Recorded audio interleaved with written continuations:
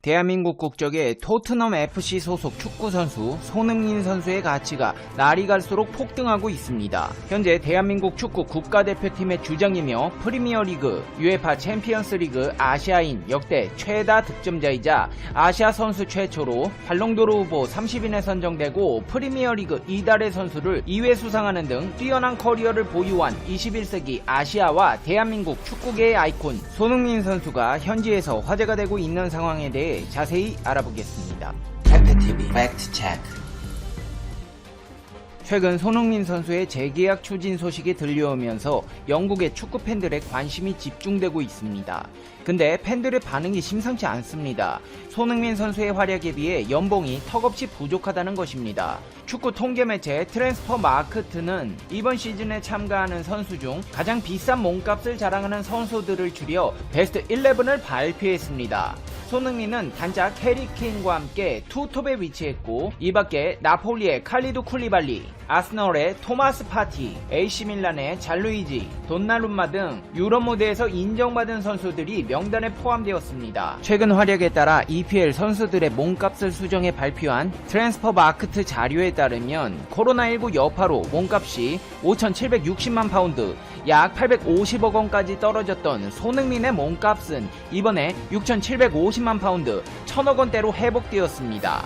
코로나19로 인한 문제가 현재까지 지속되면서 몸값이 오른 선수가 많지 않았지만 손흥민은 무려 11%나 상승했습니다. 상승폭만 놓고 보면 EPL 전체에서 10위였습니다. 그만큼 최근의 활약이 좋다는 이야기입니다. 지난 시즌 EPL에서 골과 도움을 모두 10개 이상씩 기록한 선수는 손흥민을 포함해 단 3명뿐이었던 만큼 몸값 상승은 자연스러운 수순입니다. 손흥민 선수의 몸값이 원래 이렇게 높았던 것은 아닙니다. 2008년 함부르크 유스팀에 입단한 손흥민 선수는 빠르게 성장하며 2010년 1군 무대에서 데뷔했습니다.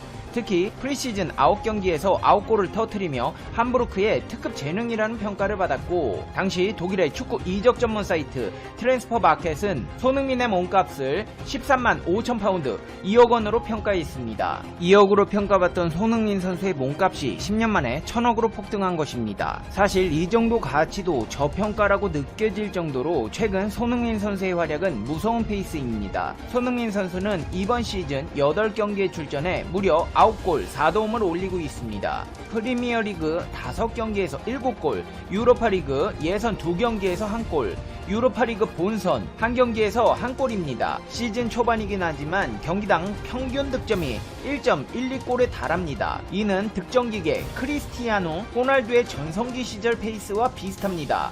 호날두는 모든 대회를 통틀어 2013년, 2014년 시즌 47경기 51골, 경기당 1.09골, 2014-2015 시즌 54경기 61골, 경기당 1.12골, 2015-2016 시즌 48경기 51골, 경기당 1.6골을 기록했습니다. 자신의 롤모델로 꼽아오던 호날두의 기록을 뛰어넘을 기세입니다.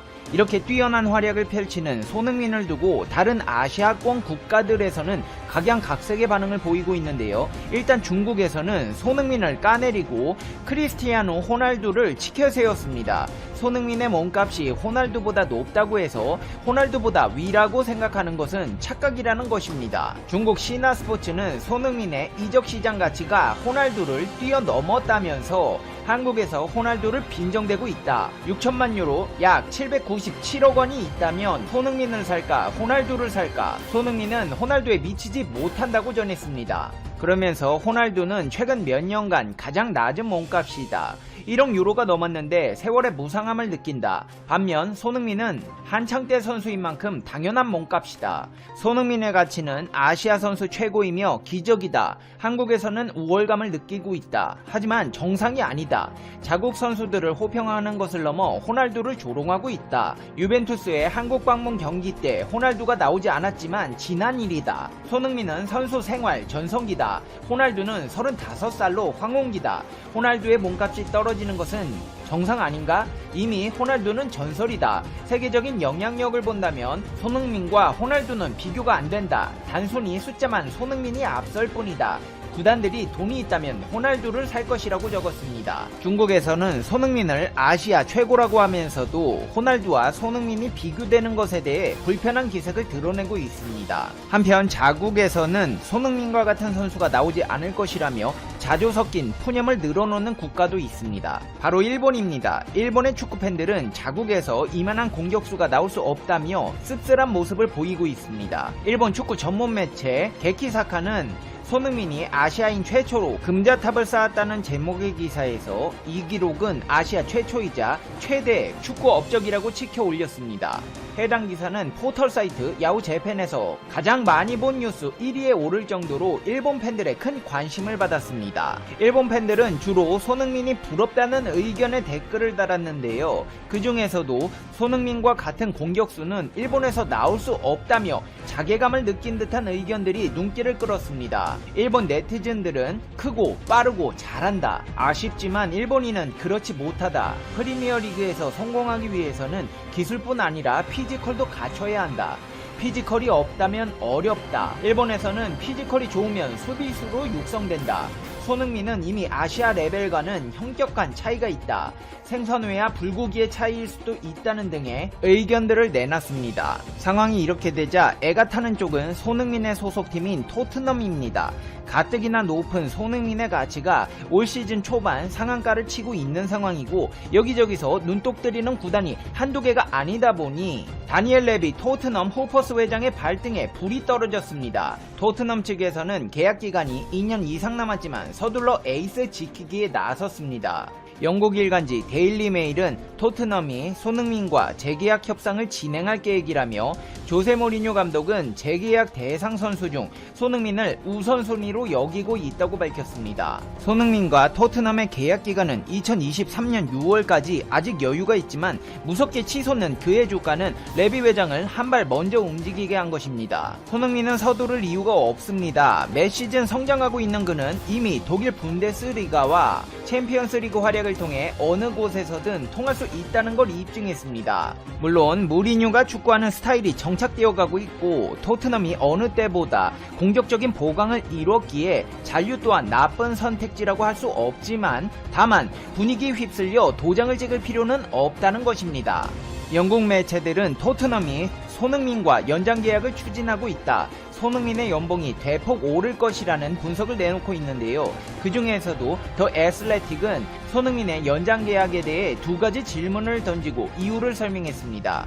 토트넘이 연장 계약을 원한다는 것은 그만큼 손흥민의 팀 내 가치가 크다는 데 있다. 부인할 수 없는 사실이라고 밝히며 해리 케인과의 절묘한 호흡을 꼽았습니다. 텔레파시가 통하는 듯한 두 선수의 플레이는 이미 프리미어리그 역사상 5번째로 높은 골을 합작했습니다. 여기에 더해 토트넘이 서둘러 연장 계약을 실행하는 이유로 지난 시즌 강력한 존재감을 발휘한 손흥민이 올 시즌 더욱 파괴적 플레이를 펼치기 때문에 팀 내 최고 대우를 받아도 아무런 문제가 없다는 사실을 재확인시키고 있다고 했습니다. 그러면서 손흥민 선수의 중요성을 더욱 인식하고 타구단의 거액 러브콜을 미연에 방지하자는 목적도 있다고 분석하고 있습니다. 그럼 손흥민 선수 과연 얼마를 받을 수 있을까요? 손흥민은 현재 주급 15만 파운드 2억 2,122만원을 받는 것으로 알려져 있습니다. 가레스 베일의 22만 파운드, 해리 케인, 은돈벨레 20만 파운드 등의 뒤를 잇고 있습니다. 전문가와 팬들 대다수의 의견들은 토트넘에서 손흥민 선수가 가장 많은 돈을 받는 선수로 재계약해야 한다는 분석입니다. 물론 가레스 베일과 케인의 자존심을 지켜주는 것도 토트넘으로서는 중요한 일입니다. 하지만 베일은 아직 임대생일 뿐이고 케인은 2024년 계약이 만료되는데 손흥민이 최고 대우를 받더라도 추후 재계약 때 다시 최고 연봉자로 올라설 수 있습니다. 혹은 케인이 이적을 염두에 둘 경우 굳이 그의 눈치를 살피지 않을 수도 있습니다. 토트넘이 손흥민과 계약 연장을 서두르는 이유에는 에이스를 확실히 묶어두기 위한 것이 최우선적이지만 만약에 손흥민 선수가 이적을 원할 경우 미리 대비하려는 의도도 숨어 있습니다. 손흥민이 이적을 희망한다면 토트넘으로서도 최대한 많은 이적료를 끌어내야 합니다.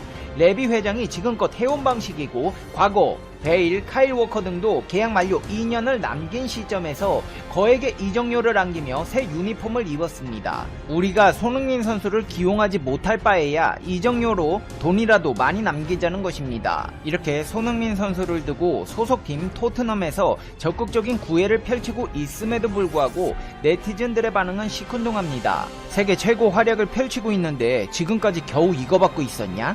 재계약은 더 좋은 명문구단으로 가서 최고 대우받고 우승하자는 것입니다. 케인은 그렇다 치더라도 은돈벨레와 베일이 손흥민보다 주급이 많은 게 말이 되냐?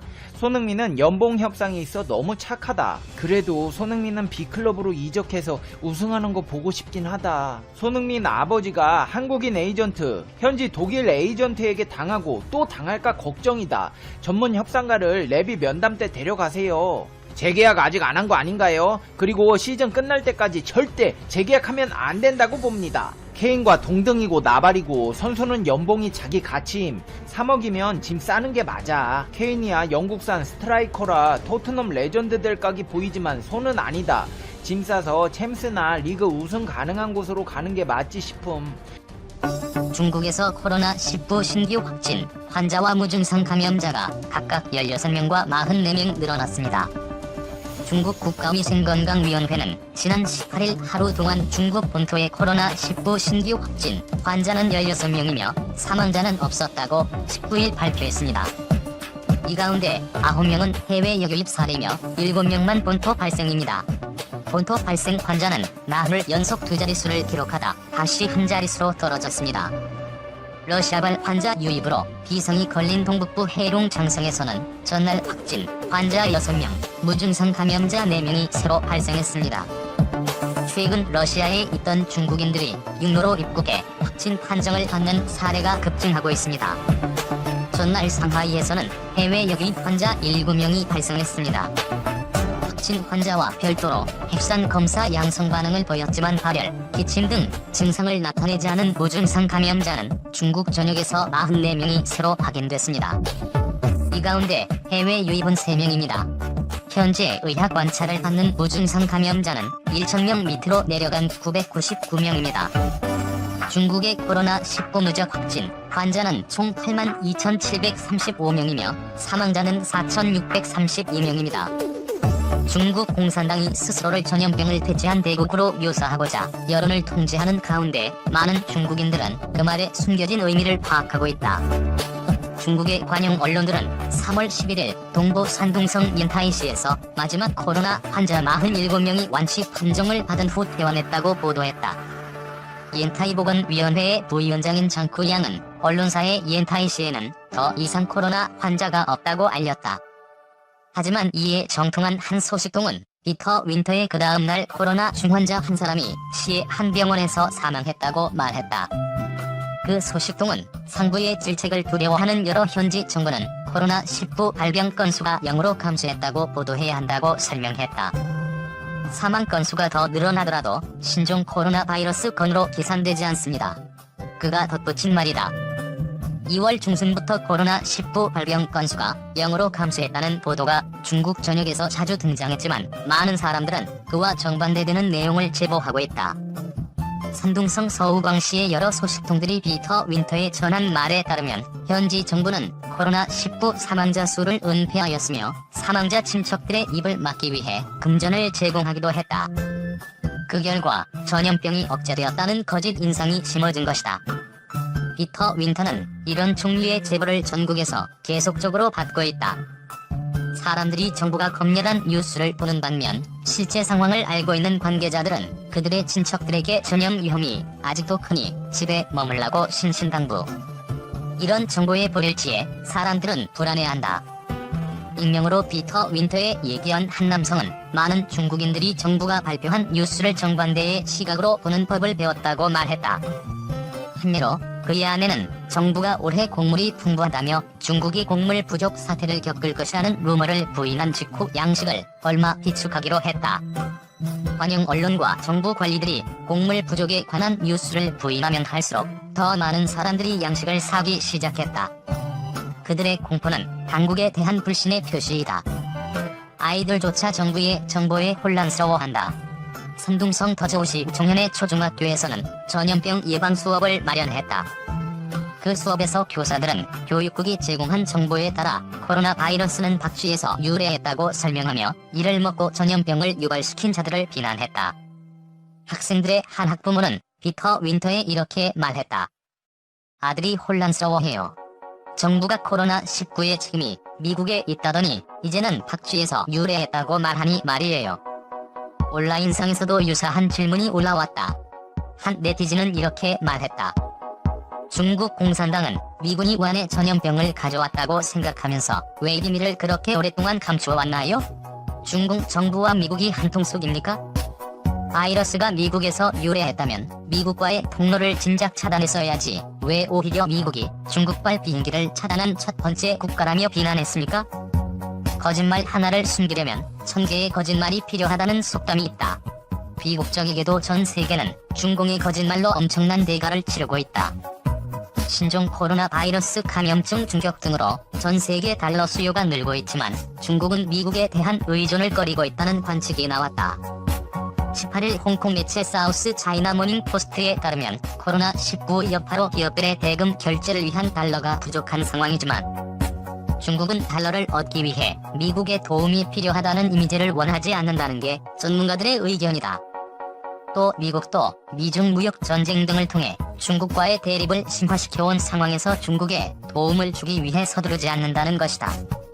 그런 만큼 전 세계 금융시장에서 달러화 부족이 계속되고 중국이 미국과 상호통화 협정을 체결하지 않을 경우 중국은 외채를 갚기 위해 외환 보이고를 사용할 가능성이 높아질 것이라는 게 SCMP 설명이다.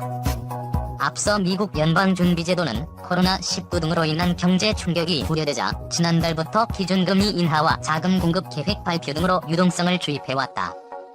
또 한국은행을 비롯해 9개국 중앙은행과 통화스와프 계약을 체결하면서 통화스와프 체결국을 14개국으로 늘렸다. 하지만 여기에 중국과 러시아, 터키 등은 포함되어 있지 않다. 미국의 이러한 조치는 많은 국가와 회사들이 달러화 표시 부채를 갚는 데 어려움이 있다는 점을 보여주는 것이기도 하다. 달러를 찍어낼 수 없는 국가들은 미국에 더욱 의존하게 되고 이에 따라 미국의 힘이 더욱 커지게 된다. 홍콩 라보뱅크의 아시아 태평양 금융시장 조사 책임자인 마이클 에버리는 중국은 미국에 의존해 달러를 주입받기를 원하지 않는다면서 이는 미국의 긴급 구제처럼 보일 것이며 암묵적인 정치적 단서도 붙어있을 것이기 때문이라고 말했다. 그는 또 백악관이 중국을 전략적 경쟁자로 규정하고 기업들이 생산기지를 미국으로 옮기도록 압박하는 상황에서 미국도 중국 기업을 돕는 것으로 비치기를 원하지 않는다라고 해석했다. 스탠다드 차타드의 스티브 잉글랜더 통화전략 북미 매크로 전략 대표는 중국, 홍콩, 러시아 중앙은행도 혜택을 볼 수 있겠지만 정치적 배경을 고려할 때 이를 요청할지는 의문이라고 평가했다. 중국은 달러 의존을 줄이기 위해 위안화 국제화에 공을 들여왔지만 위안화는 달러를 대체할 만한 안전자산으로 평가되지 않고 있으며 국제적으로도 위안화 결제는 여전히 저조하다. 아울러 중국 정부가 외화 해외 반출을 막기 위해 엄격한 자본시장 통제를 유지하는 것도 문제로 지적된다. 반세기 만의 역성장, 그래도 시장은 낙관론의 무게. 중국의 1분기 GDP가 발표되자 중국 상해종합지수는 주춤하는 듯 했으나 오히려 상승폭을 키웠다. 생각보다 나쁘지 않았다는 인식이 반영된 것이다. 당초 중국의 GDP에 대한 시장 전망치는 천차만별이었다. 로이터가 조사한 경제 전문가들은 중국의 1분기 GDP가 6.5% 감소할 것으로 내다봤다.